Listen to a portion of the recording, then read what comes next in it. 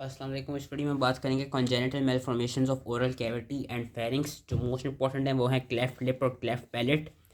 तो cleft lip और cleft palate they can either occur independently और they can occur in combination. इसमें हमें यह रखना होगा कि पैथोजेनेसिस बेसिकली क्लेफ्ट बेसिकली क्या है, क्लेफ्ट पैलेट क्यों हो रहा है और क्लेफ्ट लिप क्यों हो रहा है, किन प्रोसेसेस की फ्यूजन नहीं हो रही। क्लेफ्ट पैलेट के याद रखते हैं cleft palate develops yet results due to failure of the palatine process to fuse with each other and with the nasal septum. ये क्लेफ्ट पैलेट के केस में क्या होगा कि जो पैलेटाइन प्रोसेसेस होते हैं वो तो आपस में नहीं फ्यूज़ कर पाते और वो साथ में नेजल सेप्टम से फ्यूज़ नहीं कर पाते, विच कुड आइदर बी, और जो क्लेफ्ट पैलेट होता है it could either be partial और कंप्लीट। और इस केस में हमें inferior border of the nasal septum expose मिलता है।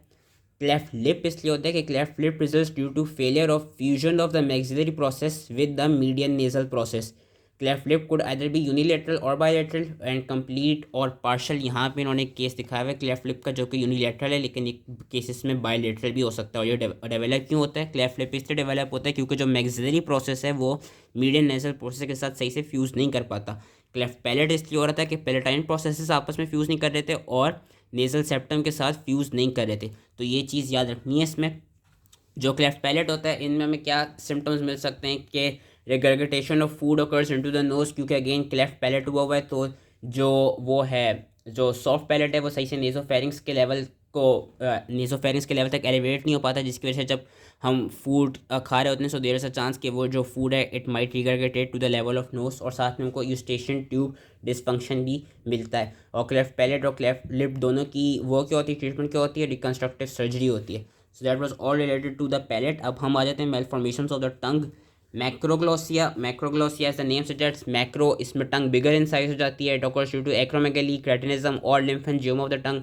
माइक्रोग्लोसिया में as the name suggest micro, इसमें टंग स्मॉलर होती है साइज में। ए ग्लोसिया जो कि बहुत रेयर होती है कि उसमें कंप्लीट एब्सेंस होते हैं टंग का। और फिर बाइफिट टंग, बाइफिट टंग में ये होता है कि it occurs due to failure of fusion of the two lateral tubercles of the first arch.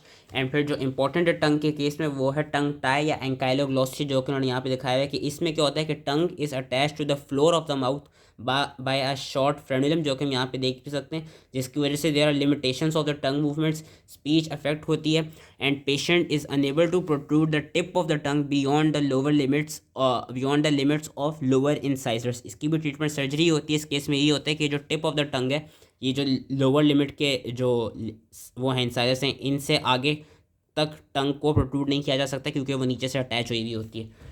फिर हमारे पास आ जाती है लिंगुअल थायराइड। लिंगुअल थायराइड में बेसिकली ये होता है कि occurs due to failure of median diverticulum to descend in the neck and this thyroid gland is form within the substance of the tongue, इसलिए हम इसको लिंगुअल थायराइड कहते हैं। और ये प्रेजेंट कैसे करता है, as a mass in the posterior part of the tongue, जो कि ऑब्स्ट्रक्शन कॉज करा सकती है, डिस्पेजिया कॉज करा सकती है और ब्लीडिंग कॉज करा सकती है। और इसकी भी ट्रीटमेंट क्या होती है, सर्जिकल एक्सेशन ही होती है। So that was all related to congenital malformations of oral cavity and pharynx. I hope इसी समझ में आ गया हो एंड थैंक यू।